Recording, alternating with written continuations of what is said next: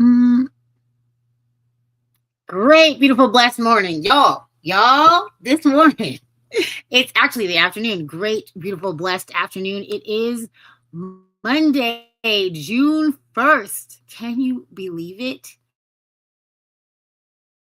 We've made it to June. How did we make it through Lupus Awareness Month? I don't even know. Um, it's amazing to see you here. If y'all would have even known the way that my guest and I fought today, you would tell all your friends that we made it. Okay. So I'm going to need all of y'all to share this right now. Share it right now. Don't wait. Tell all your friends, tell your friends' friends, tell your mama, your daddy, and your uncle and your cousins. Okay. We have quite a show ahead of us. Let me make sure that y'all can see me. Please let me know that you see me. I should be on Facebook. I should be on YouTube. I should be on Instagram. Hold on. Let me not lie to you. I should be on Instagram in exactly 1 second. You know, technology, we've been arguing all day. I know I'm right, but it's telling me that it's right. So hold on. Let me redo this so we can all see us on Instagram. Yes. So right now, ooh, thank you, Facebook. I see you. Let me know who sees me. And if you do not know me, if you've never seen me before, hi, I'm Tenille, and I guide people through reclaiming their identity and designing a full life, even after diagnosis. So yes, I'm live everywhere. Thank you so much, guys. Thanks for letting me know. You're amazing. You are amazing. Hey, Anthony from Washington, D.C. We see you. Awesome. Thank you so much. Okay, so get into it. It's about to be the show, okay? We starting off June immaculately, okay?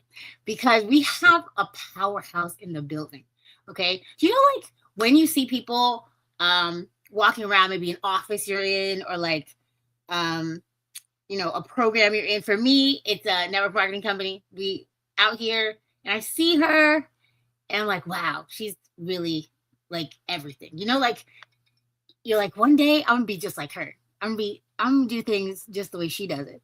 And little did I know that she has an insane story. Last month was Lupus Awareness Month and Suicide Prevention Month. Uh, I heard her story before, but it didn't register to me that the trauma that could come with this and the questions that I had about this. I've actually lost a few people to suicide, and I hadn't even thought about connecting with other people who have as well. And I thought that this lady was too big time to ever be on my show, but look at God. Look what we can get done, okay? Because we connected over this past month, and holy cow, she's here. She is here. She is a mother. She's a 2-time bodybuilding, not even bodybuilding, swimsuit competition winner. She is a mother and a wife, a hottie just naturally, and then also she is ranked up in every company we've been in because she's phenomenal. So please welcome, be on your best behavior, don't embarrass me. Welcome to the stage, Amanda Meyer. Hi, Tenille. Okay, are you there? Do you see me? I can see you. Can you see and hear me? Yes, we can. Hey, welcome to the show. Thank you for having Thank you me. so much for being here. So Amanda, please, I know that I know you, but anybody else who doesn't know you, please introduce yourself to the audience. Who are you? Where are you from? And what do you do? Well, first of all, thank you for the kind words. Hot. Yes, I'm a hot mess. So this will be a very transparent, raw conversation that we're going to be having today. But yes, Amanda Meyer. I live in Greenville, South Carolina. Super mom. My daughter just finished up her first year at College of Charleston, so she's home with me for the summer. 2-time pro fitness competitor for bikini fitness. Did that just I got into working out for my mental health more than anything. And then challenged myself to be the best version of myself. So That was fun. My daughter and I are throwing around some ideas for next year. I'll be 50 in August, so I think we're going to do a competition together. It'll be her first next year. What else? Yeah, former educator. Yeah, I'm still an educator, just not in the classroom setting. I taught 2nd and 4th grade. I had the opportunity in the last several years to become a #1 best-selling author, which was a phenomenal opportunity to be able to just share living life on purpose and finding your purpose, and talked about Logan and all the aftermath that came along with it. So I've had a lot of great opportunities to just touch lives around the world and still be that educator, just not in the classroom setting. Okay. So many things. In the intro, I'm like, wait. First of all, first and foremost is, I just want to say, 2 children and almost 50. I thought good black don't crack, but I don't understand. What do you do? Like, how? What? That's crazy. Thank you. When you said college age daughter, I was like, oh, she must have had her at 10. Like, how? What? How? Compute with me. That's crazy. Whatever. Like, teach us all of this, all of that. Thank you very much. I love it. Thank you. So now, I know your story a little, but please take us back. Like, you're here. Like, we want to talk about what happened to Logan and like how that all went. Like, could you run us through like that day? Like, how old was he again? He is forever 16. He was about 16 and a half. Yeah. Okay. So you have a 16-year-old son and things are fine as far as you know. You wake up that day and then what happens? Oh gosh. So loaded question there. So I'll have to go back a little bit just so people have some context. I didn't go back to school till I was 32. I bartended, waited tables, managed nightclubs, modeled in Miami, always wore the hat of many. I was never a 9-to-5 kind of person. Got my degree as a non-traditional student. I was a single mom at the time, and I had 2 kids, and I was going to school at Clemson. I transferred to Clemson. Thought it was incredible to be able to go to a major university at the age of 35. Graduated in May of 2013 and loved the teaching part. Just didn't realize that it was packed with all the things they didn't prepare you for. The BS, the politics, the data, the paperwork, the bureaucracy, the bullying from administration. And my mental health started to suffer. And I knew that putting in 25 more years of teaching was going to literally put me in the grave. And it wasn't the teaching part that I disliked. It was all the things I just rambled off. Yeah. I was introduced to direct sales, network marketing, relationship marketing, I like to call it, 10 years ago. And the headspace I was in at the time was I was broke, like financially broke. I mean, I'm living in South Carolina. You're literally living on poverty pay when it comes to teacher pay. I think they started off at 25. I made more money bartending, worked less hours, and didn't have to ask permission to pee. Wow. I was, I was just so beaten up emotionally and mentally being in that environment. It really was not the healthiest environment in that school system that I was in. So I was time broke, couldn't keep my head above water. I was financially broke because I wasn't making much money and I had no experience in the industry. So I had all this self-doubt. I had the self-doubt channel just turned up way high in my head. But what I did know was I was sick and tired of basing every decision in my life off time and money. What I did know that I was meant for something bigger. What I did know was that I deserved more out of life. And I didn't like the headspace I was in because I've always been the life of the party, like to have fun, like to be the center of attention, but not in an arrogant, egotistical way. I just like making people laugh. And my spirit was just diminished. So when the timing of it came, I've learned in the last 10 years that you can be in the right place at the right time, but you have to recognize that you're in the right place at the right time. And my husband that I was married to put the pen in my hand with the application with my friend that introduced the idea to me and said, hey, you should just go for it. This is what you've been praying for. Yeah. But a lot of times we don't realize the opportunity is knocking on the door because the self-doubt channels turned up so high. But fast forward, I ended up jumping all in with the opportunity. It was a different type of travel club at the time. And I just had fun. I felt like it was a way for me to kind of go back to my roots as far as like who I was as an individual and truly wanting to live life fully and have other people live life and have experiences all around the world, and add a little more fun and money. Never heard the words fun and money uttered in the same sentence. That was legal until I came across this industry. But all that to say that it's been such a blessing in disguise, and it allowed me to walk away from a very toxic environment. 25 years early, I had enough success where it did replace my teaching income and allowed me to have a little more time with my family and get my mental health back, to where I wasn't dry heaving over a toilet every morning, wondering what I'm going to do or not do, right or wrong. Teaching is a calling. Like, there's no way. Like, girl, I know so many teachers, and it's just like, you get treated crazy, and the people don't even realize that, like, you have to ask permission to pee. You're responsible for these people's kids, and they're complaining about it the whole time. And like, your principal is like, whatever, and the coworker, like, it's a lot. Like, oh gosh, it must be the parent. No, I had wonderful parents. I loved the community. I loved my parents. I loved my students. It was all the other administrative stuff that came along with it. Nice. And you're not making a whole lot of money. I was making enough money to barely keep my head above water. So then you add insult to injury. But like I said, it was a blessing in disguise. And I do believe in the butterfly effect. If you change one minor detail in your life, it changes everything. And I wouldn't be here talking to you right now. All the good, bad, and ugly didn't define who I was as a person. It built character and taught me life lessons along the way, along with people. People have taught me life lessons along the way. And through this journey, I've learned to love people from a distance, because you kind of have to do that to protect your own space and your own mental health. Mm-hmm. But I had a ton of success with the first company, and I felt like I was on top of the world in that moment. God will humble you very quickly.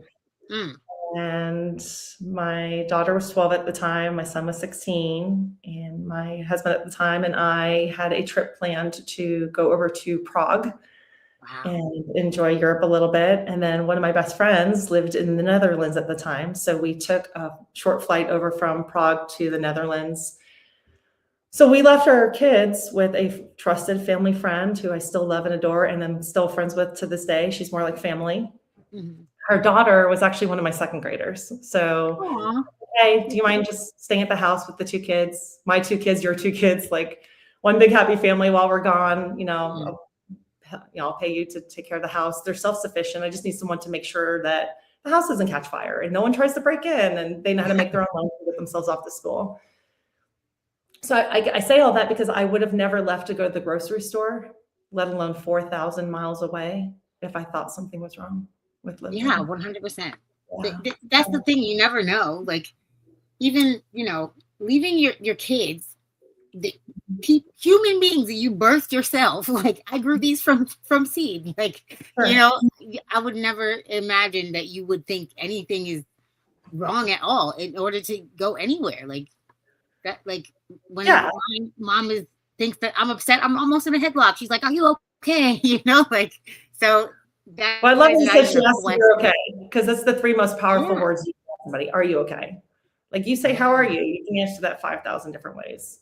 When people ask me, how are you? I say, I'm doing my best, because that's all you can do. It can always be worse, but it can always be better, So that's all we can do is our best. And so we obviously didn't know that Logan had some suicidal thoughts going on, and he told her that he had to leave to go get some school supplies, and I would have let him leave the house to go get some school supplies. It's the end of the year, so maybe he had an end of the year project. Right. And he ended up, gosh, this is really heavy, so it may be tough for some people to hear it, but trigger warning. When I repost it, I will tell trigger warning.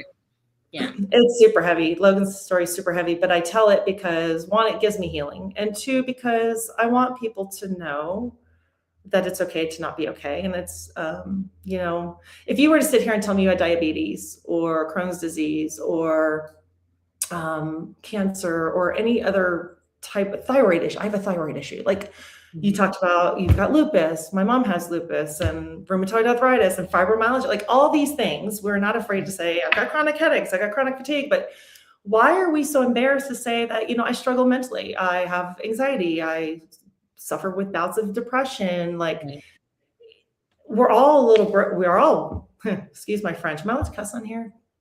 Do what you need. Express yourself. David Goggins, he's a retired Navy SEAL. He says, we're all a little fucked up. We're all fucked up. Mm-hmm. There's just different levels of fucked upness. Right. And I've always said we're all broken, but the broken crayons still color. And we Right. live through these rose-colored glasses on social media, especially. And we think that everybody's got it all together. We think that everybody is living a better life than us when we're all trying to keep up with the Joneses. Like, I called you before this podcast, not to cancel, but to give you a heads up that one, I'm rolling in hot. I packed in way more than I anticipated this morning before the Zoom. And I look like I've been crying all morning because I have been.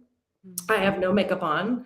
My hair was in a clip. I literally just took it down. But I thought, how appropriate. Like, I want to look presentable, but why am I going to put on this facade of having the perfect makeup and the hair, and just so I can talk about how it's okay to not be okay, but then show up like I'm Perfect. Okay. First of all, I'm not okay. I've had a really shitty freaking morning, and I'm going to make it a better day, but I've had a really shitty morning, and we're talking about showing up.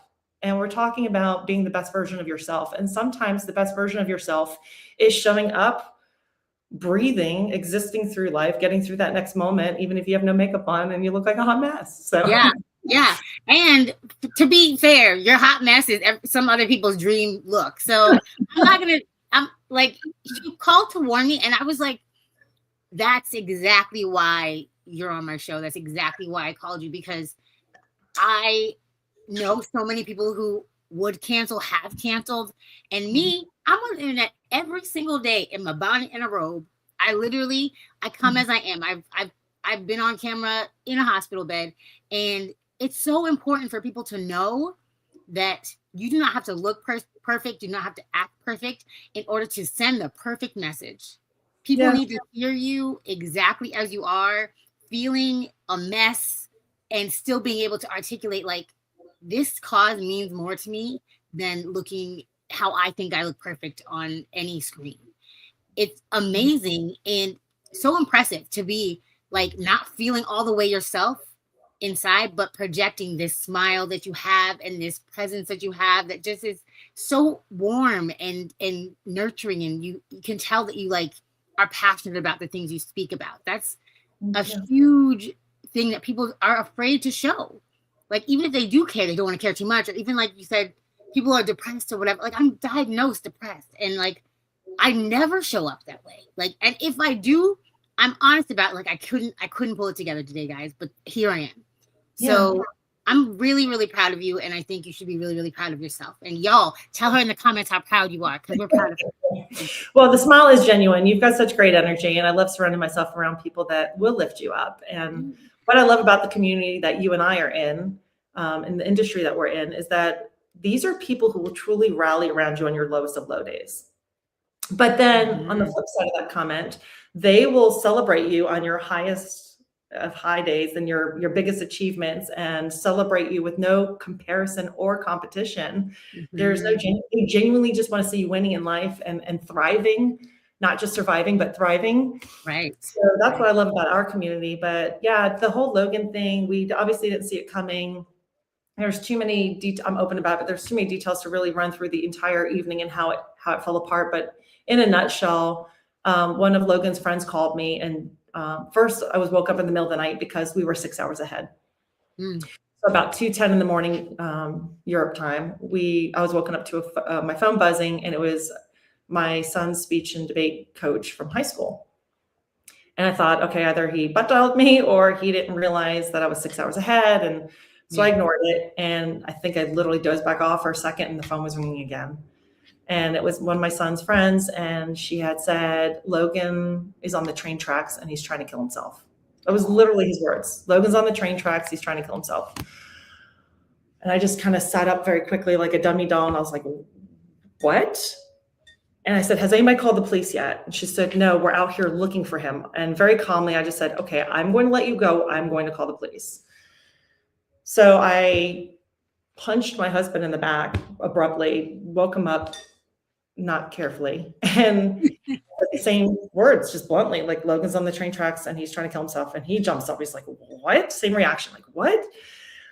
And I'm like, what the F do we do? You can't just call 911. We're in Europe. Right. I don't know if it's the powers that be, God, the universe, the energy, or whatever, but something told me in that moment, you have the non-emergency police department phone number on your phone. So I called, and very calmly, I just said, my name is Amanda Meyer. My husband and I are in, Europe right now.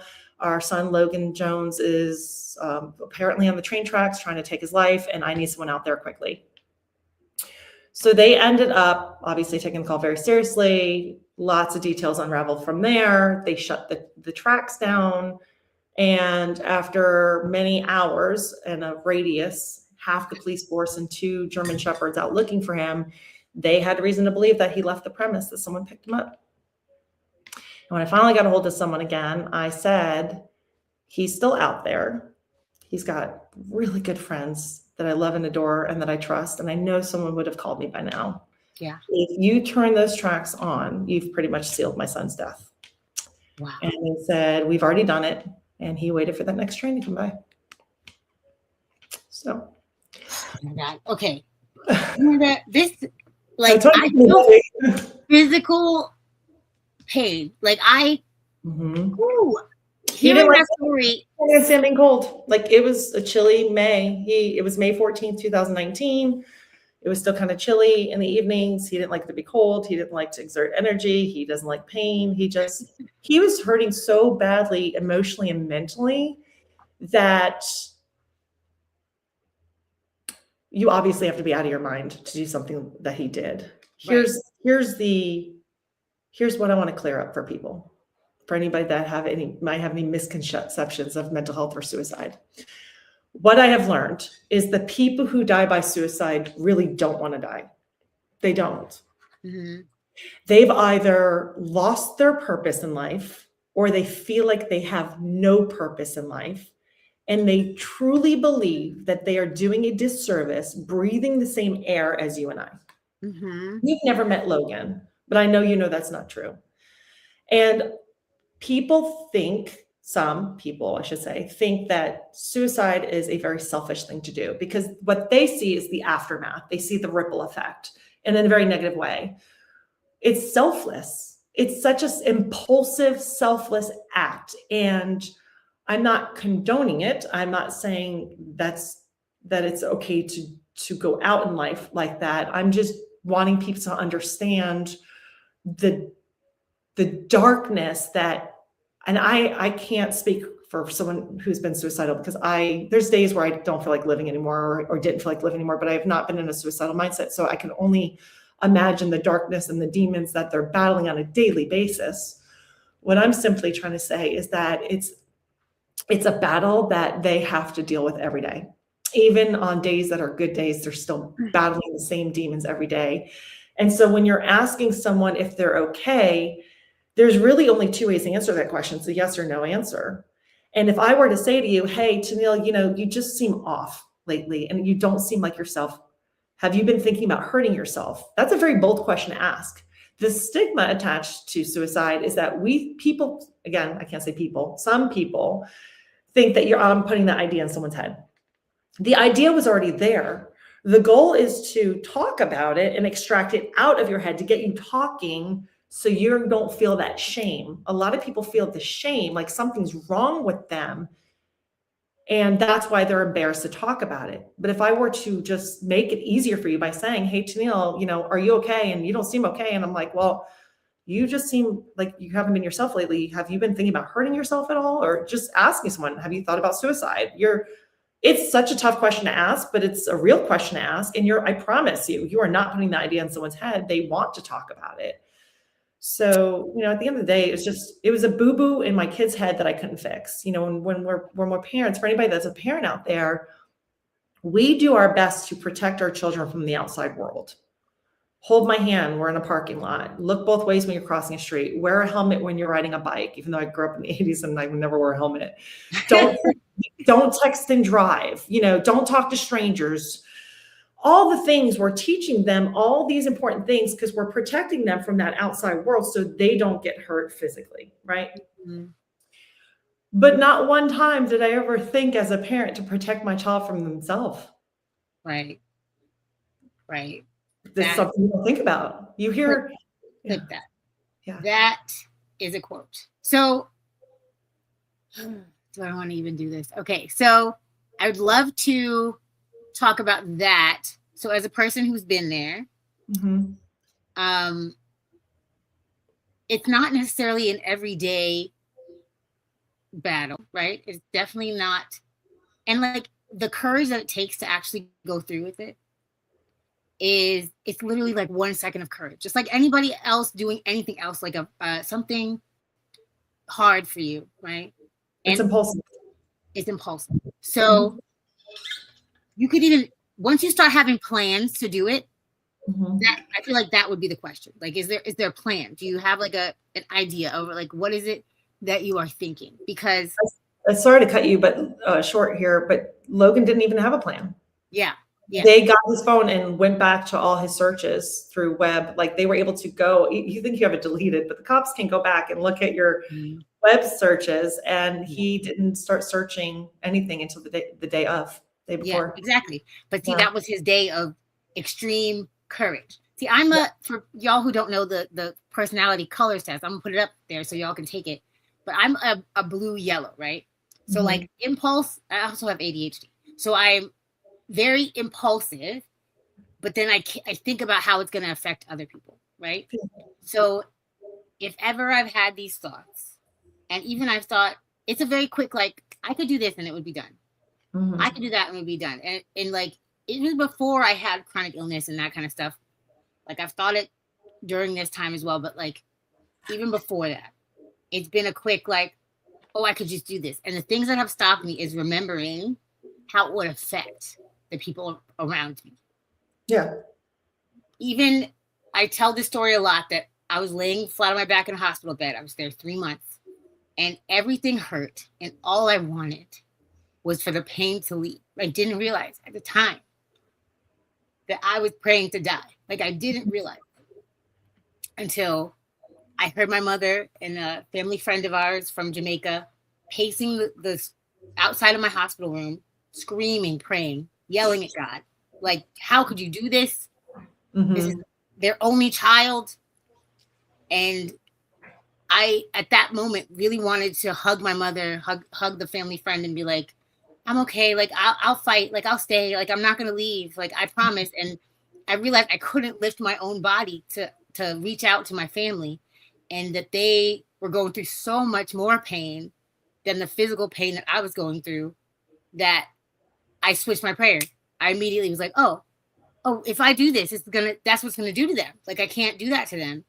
And that's what stopped me, like, from sinking into that depression and that pain. And it's done it to me over and over, that like whenever I think like I can leave this planet, like, no, you better fight, because people are fighting for you. And they'll have no backup children, not one single solitary backup child. And like the ripple effect that you produce when you do everything, right? Yeah. is way more than you could even comprehend. Logan made a decision that day that has affected millions of people, I'm sure, because it made a profound impact in a positive and negative way. Yeah. Yes. The people who meet Amanda today, the people who meet his family today are all affected by what happened that day. And it was an impulse, and he was a teenager, and he, like, brain not even fully developed. Yeah, I was about to talk about that. Yeah. Yeah. In his mind, nothing could get better, right, for whatever the reason. So this story, pay attention, share it with your friends, share it with your family, share it with people on the random internet, because you need to understand that if you are feeling this way, this is not the last feeling that you're going to have, right? This is not the end of the road, no matter how bad it can be. You can be on your knees right now. And I'm telling you, you can get up. You can get better. You can. Yep. So first of all, thank you for sharing your heart with me and with everyone here. I mean, it does take a certain level of courage and vulnerability. And thank you for creating the platform to do so. And I'm so sorry that you are and have gone through things like that. And I'm grateful that you brought up the whole brain development thing, because that was one of the things I was going to discuss, is that, well, first of all, I don't walk around thinking I'm exempt from bad things happening to me in life. We're all human. I know we think we're invincible when we're younger, but we're all human. But you don't think it will happen to you. You hear about it happening to other people until it hits home.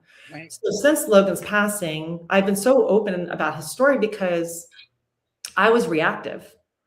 I want people to be proactive, not reactive. Right. And if I could save one family from going through what we went through, then I had to find a way to turn my pain into purpose. Not everybody can do that. I mean, some people are justified to go into a dark rabbit hole. I knew I couldn't because I had another daughter, and I had 3 bonus children that, you know, needed us. And there were times where I would have loved to have fallen off the grid, but just knew I couldn't. I mean, technically I could have, but I didn't feel like I had that choice. Right. When it comes to brain development, I said I'm going to be 50. So I know with my developed brain that if I were to drive down I-85 at 90 miles an hour and jerk the wheel, I'm a goner. And then I can go down that dark rabbit hole of the if-then scenario.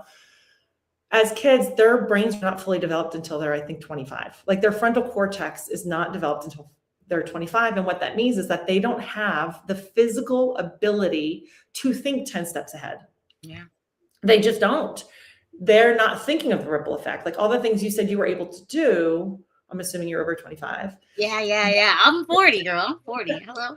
You look fantastic. So he just couldn't. And we all know, we've all been teenagers or kids before where we feel like, even let's say someone breaks up with you, you feel like it's the end of the world. And you realize that in 3 months or 3 days or 3 years, that none of it's going to matter. But at that moment, it is the worst thing in the world. And you just want that pain to go away, wherever that pain's coming from. So yeah, he just didn't have that ability to think, if I do this, this is how it's going to affect my family. When I was checking my phone, obviously I saw text messages fluttering through. One was from Logan. He said, "I love you, Mom." We sent a text to his father and said, "I love you, Dad," and sent a text to Mackenzie and said, "I love you, Mackenzie." And his phone was dead after that. So it was really hard for them to ping where he was. They couldn't find him. They really thought that he had just left. And it was, I remember sitting in the room in my friend's house, and it was almost like a movie. Everything just warped, like time almost slowed down in such slow motion that it was almost like it felt so surreal. And to a certain extent, it still feels surreal. It's been 7 years and time's tricky. Some days it feels like yesterday, and the memories are so vivid, even going back and talking about that night, it makes it feel so real. And sometimes it feels like a million years ago. And I am so brutally open about Logan's story and even the gory details if someone wants to hear them, because I feel it's so important to show people that there is no shame in what happens to us in life. You know, they say it's 10% of what happens to us and 90% how we react to it. And I think a lot of people flip that in their heads. I'm grateful to our industry for the personal growth and development, because I think that is a good part of the reason why I've been able to rebound from something so traumatic and tragic. But it doesn't mean that I don't still battle. You know, you talked about, you know, social media and how we live through this lens of rose-colored glasses and we think everybody's got it all together. I didn't air out my dirty laundry, but there were times where I've done Facebook Lives, and I don't do them often. I can count on one hand how many times I've done it, where I was literally hysterically crying in the gym parking lot. Like sobbing to where I couldn't breathe. And I wanted people to see that version of me, because I didn't want people to think, oh, she's a model and she's got a best-selling book and she's got this and she's got that and she's got it all together. And some days I might, but most of the time I don't. And for me, it's all about the mental health, and it is about being proactive, and it is about teaching people the signs and the stigmas. But 4 out of 5 people do not, or 4 out of 5 people statistically show clear warning signs, 20% don't. And I don't believe that we'll ever fully be able to stop suicide. However, if we can normalize the conversations like you and I are having right now, we're not having a cringe-worthy conversation, and those who want to hear the message will, then it gives people permission to have those conversations. And maybe, just maybe, we can slow those numbers down to where it becomes a normal conversation, like lupus and Crohn's disease and diabetes and things like that. There's no embarrassment, shame. I don't think it's a reflection on me as a parent. I was blamed for Logan's death by a few people, that if I had been there for my kid physically, or in the same state, he would Girl, survive. Yeah, that was a family member who said that. I'll fight them. Stop There was it. another That's so crazy. there was Like, another family member that blamed me for my son's death at his funeral. I don't know how evil you have to be to do that, but yeah. the way that I would have drop kicked someone in the middle of your son's funeral is outrageous. Like the way that people are at war at moms is crazy. Yeah. It doesn't matter like what you do. That your son was a whole human being of his own. You could have strapped him down. It's like if he wanted to, he would in every circumstance. If it wasn't that, it would have been in college, or it would have been if his wife left him and cleared out the bank account. It would have been. I think he would have just lost his battle at some point in time. I wanted to hang on to him longer. It's just unnatural to lose a child. Let me articulate this thought. Let me pause for a moment so I can articulate this thought correctly.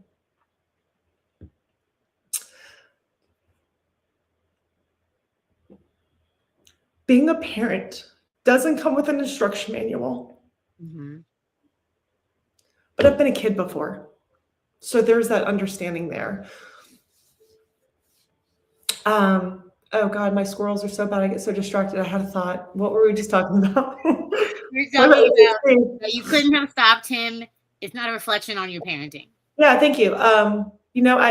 I hated that they blamed me because I knew in my heart it was not my fault. I do suffer from survivor's guilt, and I think I will to the end of time. Right. Because it goes against the natural order of things. Yep. Like none of us are promised tomorrow, and I can't understand why we lose people at an earlier age than people have lost kids at an earlier age than Logan. Right. I haven't lost a parent, so I don't know what that feeling is like. I'm not going to pretend to, but what I do know is that there was nothing I could have done or didn't do that would have changed the outcome. At the end of the day, it was Logan's decision. Even if it was an impulsive one, it was Logan's decision. So in my heart of hearts, I know it wasn't my fault. But it hurt. Like, how do you kick someone while they're down? I can't wrap my mind around that because that's not who I am. So I've learned to somehow take a step back and rationalize as best as I can why people do what they do. For example, I was already hurting and I didn't want anybody to feel the way I was feeling. So if that was going to help someone sleep better at night because they were trying to understand the logic on why Logan would do what he did, and they felt like because me as a parent, I did X, Y, and Z or didn't do X, Y, and Z was the cause of it, then I can't control what they think and do. Right. At the end of the day, I know I've laid my head on my pillow with a clear conscience, knowing I wasn't the best parent in the world. Wouldn't give myself a first place trophy. Right. But I loved him hard and I gave him unconditional love. And I gave him tough love. We ran a structured household, but we showed up at every baseball game and I sang to him as he went to sleep and read 2 books at night. Like I did the best I could as a parent, and right. The outcome is what it is. But if I can help others talk about mental health with their kids, because I know I've had so many parents that have come to me that I know and don't know saying, Logan's story helped me have a dialogue with my kid. Because of Logan's story, because of your vulnerability, I've been able to get my kid the help they need. Mm-hmm. That is the whole purpose of why I do what I do. Right. And there's stories I haven't even heard yet. Right. So it's not even about me getting credit or needing the validation. It's genuinely about wanting to shed some sort of light on a topic that is so dark that can truly happen to any of us. Mm-hmm. Yeah. Another reason I don't wear makeup today. I knew I'd cry it off. Well, like I was saying, like the fact that it took this long for you to cry is miraculous, because that's also like the reason that I talk about lupus stuff and the hard stuff. I haven't ever said this, what I just talked about before.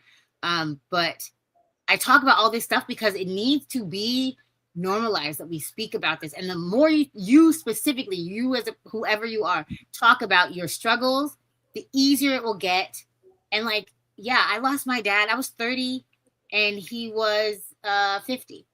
And I will always not think that's enough time. But he sat next to my hospital bed and he told me, this is not right. You're going to need to outlive me. Mm-hmm. And I made him a promise. He was very like, I'm very serious. This is not the order that we're supposed to go out, and I'm gonna need you to survive this. And I said, yes, Daddy. And I sure did.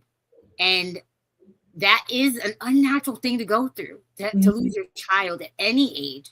I know my grandmother right now, she lost a child.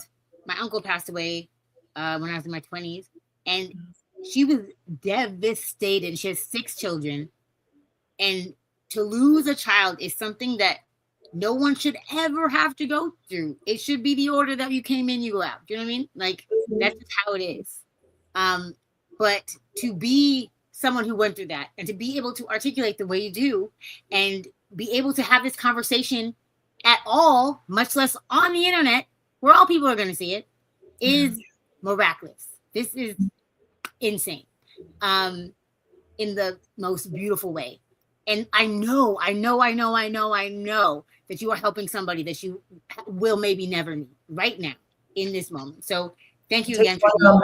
Thank you. It takes one domino to tip the rest. So if it helps even just one person, that's the goal. So thank you for that. Yeah.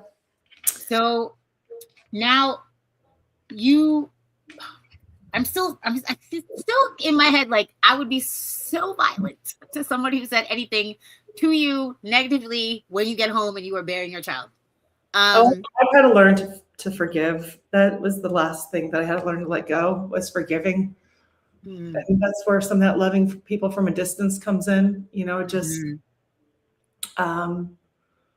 it got to the point where I had to protect my own mental health. I preached mental health all the time, and mine was suffocating.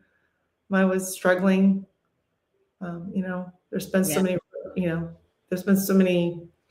oh gosh, what's the ripple effect, things that have happened since then, good, bad, and ugly. Right. You know, my marriage took a beating. How did you come back? Like, okay, so how much time passed before you could, like, go forward and talk about this kind of stuff? You know, like, how long was it before? Because it hasn't been that long. Like, 2019 was the other day. I don't know, because that whole first year was such a fog for me. I think I've just been open from the start about it. I don't know. And people think that grief is like a 5-stage thing and you're done. And actually, I've read a book where it says the 5 stages of grief were meant for the living, meant for the dying, not the living. Right. And I'm like, well, that makes sense. Bargaining, it was meant for the person who was going through the death process with, let's say, cancer. They're bargaining and they're angry and they're depressed and they accept, it was actually meant for the person who was dying. Right. But even if it was meant, or there was some correlation and parallels for people who survived a loss, you don't go through 5 stages and then graduate and you're like, okay, I'm good now. You go back and forth. It's never ending. You learn how to carry the grief differently. You learn how to carry the weight. The storyline changes a little bit because of course I'm not, grieving like I was on day 1 or even the first year, but I'm going to be grieving the rest of my life. 100%. Some days I can talk without crying, and some days I can't even say Logan's name without losing it. And it's a never-ending process. It's not a 5-stage thing and you're done. Right. We were just at our event together in Denver, and it was Logan's death date that weekend. Yes. And you know what's crazy? Cassie, if you're watching, I know you watch sometimes, lost her firstborn daughter the same weekend. And it so happened that you were in the room, and so happened that she won a vacation from our company.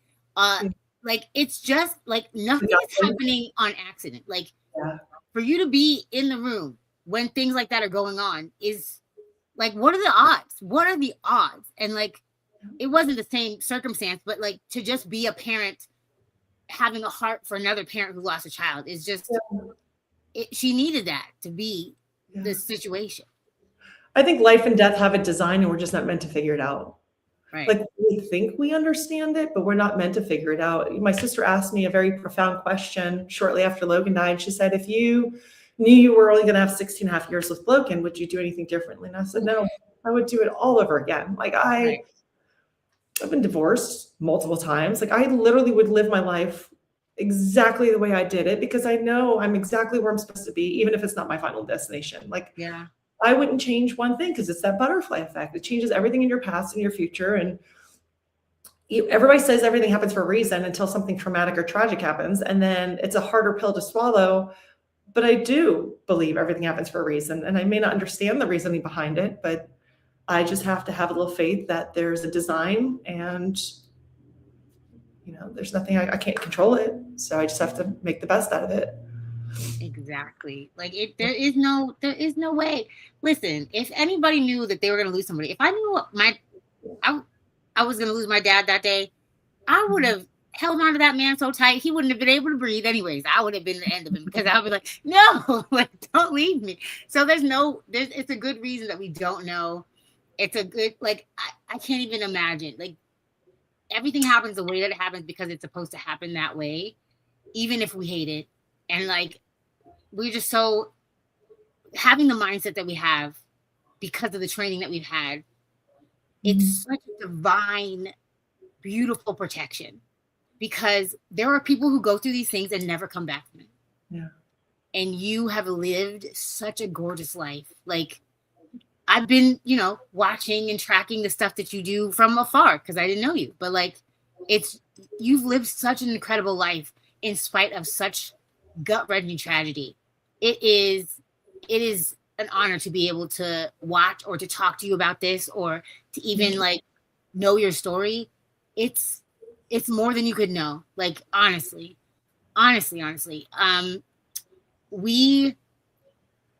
So how far into your personal development journey, like how long have you been a part of that other network marketing company at the time of Logan's death?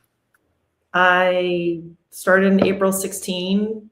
I left the teaching world in December of 16, and then Logan passed in May of 19. So just about 3 years. Yeah, only 3 years. Not even that long. And just like, were you into personal development before you joined that company, or no? Not really. I was struggling to just get my degree because it took me 5 years and 3 months to get that. I was busy in the books, learning all the things, they don't teach you about personal growth and development in school. They just teach you how to go to school, make really good grades, and go get a really good job. And so my head was in the books, but not the books that were going to give me the self-help that we all need. Yeah. Teach you in school. And I want to talk about my daughter for a moment, because she's really the main reason. She's the main reason I didn't crawl into a hole. Oh, she's little.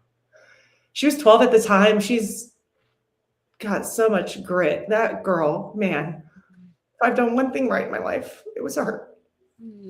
She started a Minds Matter club in her high school. She is naturally introverted, but has done so gracefully, turning pain into purpose. And I mean, I like to think that I was able to lead by example on some of that, but I also allowed her to see me be a hot mess. Yeah. I allowed her to see me thrive, and I've let her see me barely surviving. And there's days where she see me crying so hard on the floor that it took my husband scraping me up off the floor. And I've let her see all of me. I've talked to a few parents recently that said, oh, I can't cry for my kids. I can't let them see me lose it. I go, you're doing them a disservice. Like, let them see you're human.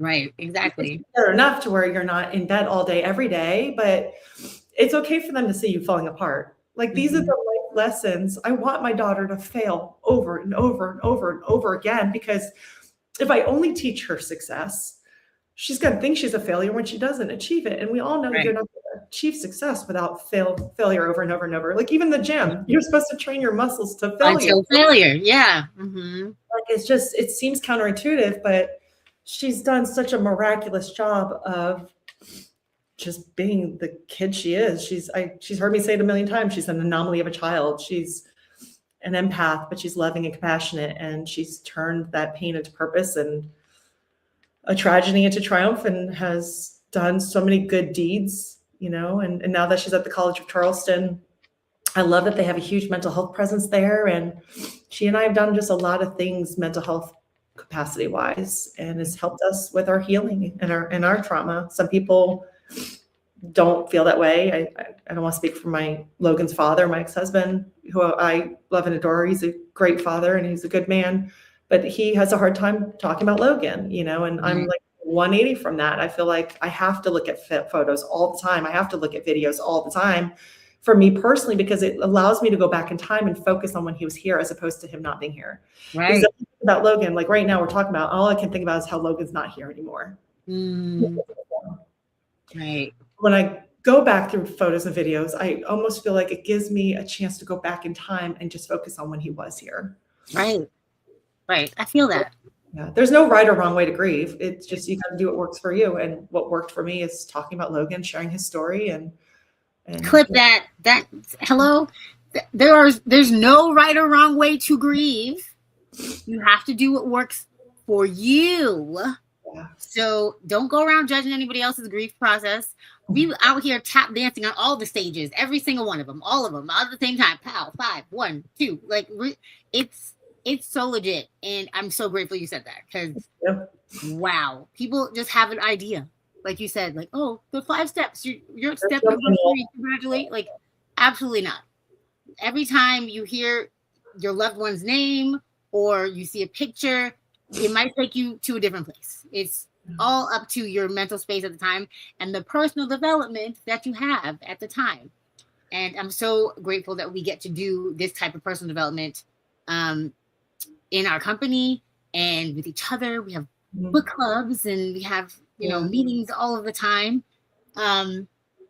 So it used to piss me off when people tell me I was strong. I didn't see it as strength. I saw it as survival mode. Right. And people still say, and I know they mean well. I don't see it as strength. I see it as maybe courage, which I guess is strength. But there were days where so the first company, I used to preach living, not existing. And I remember thinking to myself, how did I go from living, not existing post to barely existing? Like getting through the day and like getting out of bed and brushing my teeth and literally making it to the end of the day was an accomplishment for me. Beginning. Yeah. And I was existing. Looking back, it was okay for me to be that way. You just got to be careful. There's that fine line of giving yourself enough grace to just be able to exist that day and getting stuck in that rut where you end up not being able to get out of it. Exactly. Yeah. It's so, so true. People always, they give me that, oh, you're so brave. Like, how did you do it? The choice was I die or I live.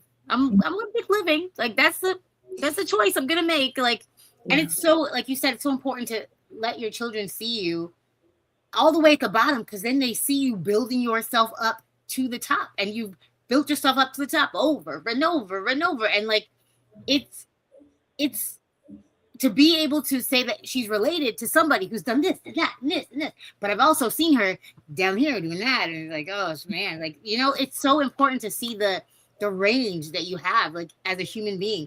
My grandmother said, like, her old people, my great grandmother's going to be 100 at the end of this year.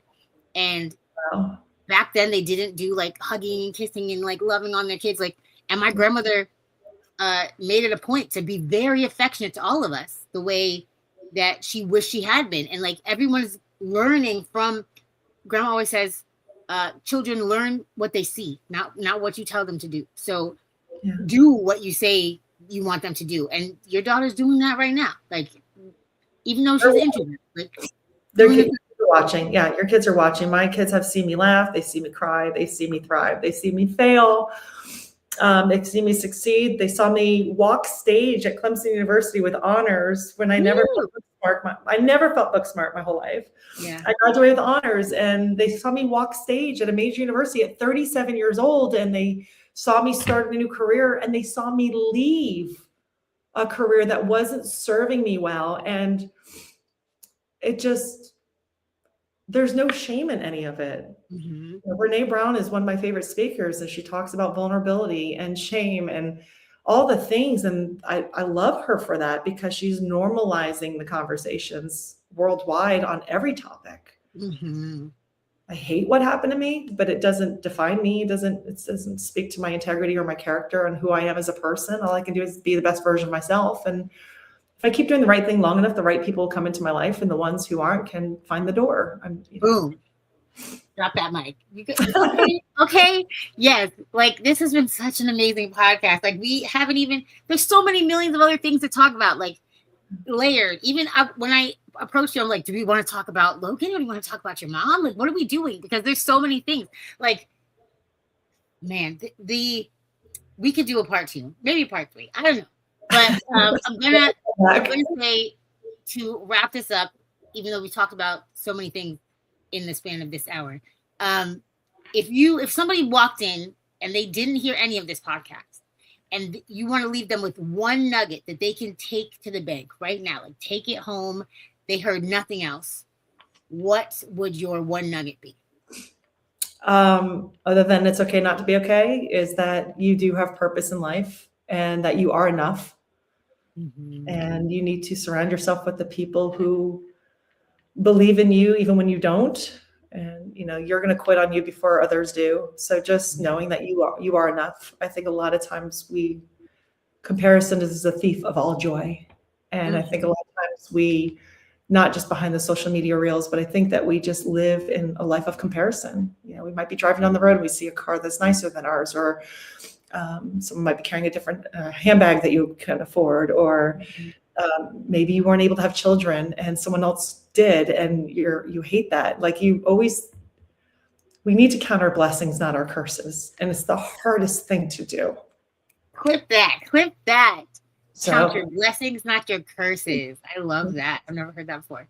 I've been accused of trying too hard. If I'm friendly to someone, I'm trying too hard. If I'm assertive, I'm a bitch. All I could be is unapologetically me. Maybe we need a part 2. Yeah, no, we do. We do.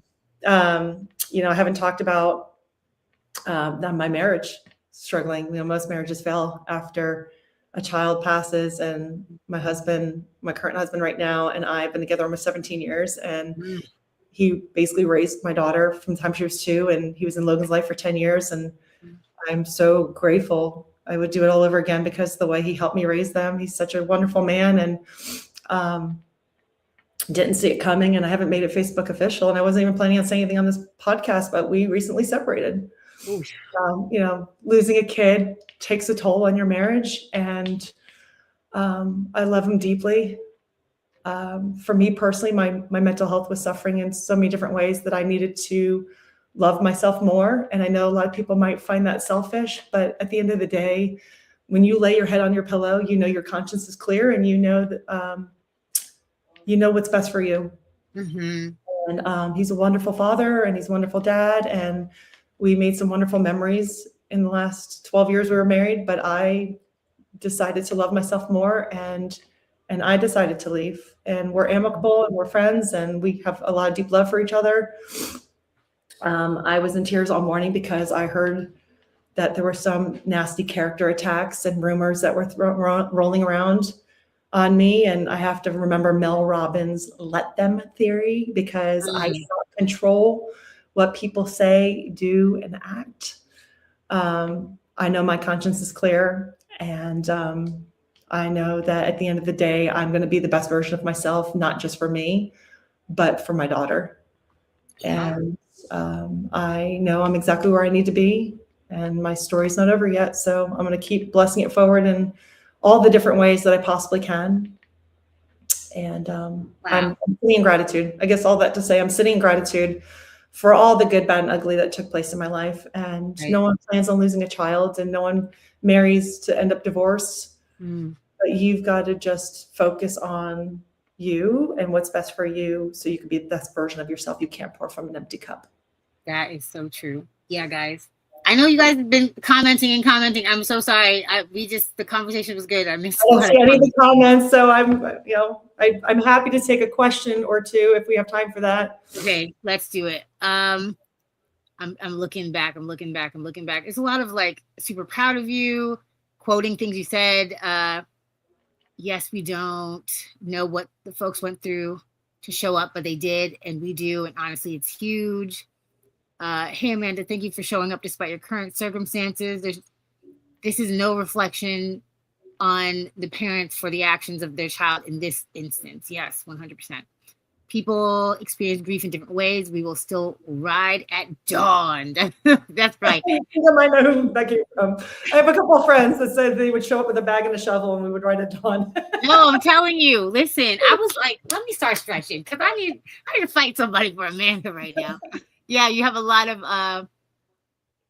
of comments and less of questions. Does anybody have questions? Let me look at Instagram because Instagram, those comments leave. Facebook will have those. Okay. Oh, wow. So raw, so candid, so authentic. I love this. I get tons of value each time. Keep going. My cousin committed suicide back last February. My aunt, his mom, faced so much pain. Thank you so much for your courage, Amanda. I always wondered if my cousin wanted to talk to us more. Oh, wow. Oh, I am so sorry. Yeah, and that's not your fault. There's nothing that you could have done or didn't do that would have changed the outcome. It was just they were hurting. We all have mental health challenges. I don't even like the word mental illness. Not that there's anything to be ashamed of, but I feel like it's not a 1 in 5 sick. It's a 5 out of 5 of us have mental health challenges every day. Mhm. And I wish I understood mental health. I'll say this. I wish I understood mental health a little bit more than I did when I was a teacher, because when my second graders would come to me wanting to go to the nurse, I thought it was because they were bored, they didn't want to sit in class, or they just want to get out of class. That, you know, they're constantly like, oh, my tummy hurts, my tummy hurts, my tummy hurts. Mhm. And I never really correlated that maybe their tummy hurts because they have anxiety. Maybe their parents were fighting till 2 a.m. and they got no sleep. Or like, I feel like a lot of times when they complain about their tummy hurting all the time, it might have been that they had anxiety and they didn't know how to say it. Right. So true. Around it. So I think all of us, if we can just be a little more compassionate. My favorite quote in the world is, in a world where you can be anything, be kind. Amen. But that also means to be kind to yourself. Mhm. I am not kind to myself. If I talk to you or anybody that's listening right now the way I talk to myself, I'd have zero credibility. You would not be my friend. Yeah. So, you know, I preach to the choir, but I'm also preaching to myself when I say those things. Yeah. This whole thing, it's just like such a therapeutic thing to be talking about all of this stuff openly and, you know, knowing that other people are going through it. Like the people that are commenting, I've known them and I didn't know these things that they are commenting. I'm sure they did not know, because I haven't said it on the internet, what I was talking about, my own struggle here. So I know there's moms on here. Ooh, we got some icons on here. We got some heavy hitters on this podcast today. And I want to thank you guys so much for being here. We're going to wrap this up. Amanda, thank you so much for your time. Honestly, like this was such a great episode. We could talk about this kind of stuff forever. Like genuinely, you talk about it with such grace and so like lovingly, and it looks effortless. Like I know it's got to still be heart-wrenching, but it looks so effortless coming from you and honest and real. So thank you for the platform. Appreciate it. Sure. Anytime. Like we're gonna schedule another one, girl. Don't think you escaped. We got a lot to talk about, okay? It's the most I've laughed and cried in one podcast. But you guys have a glorious day. Stay happily healed. We will talk to you soon. I'm gonna say it because you're part of the VFA now. So 1, 2, 3, you rock. Thank you so much, guys. Thank you, Tenille. Have a great day. Bye.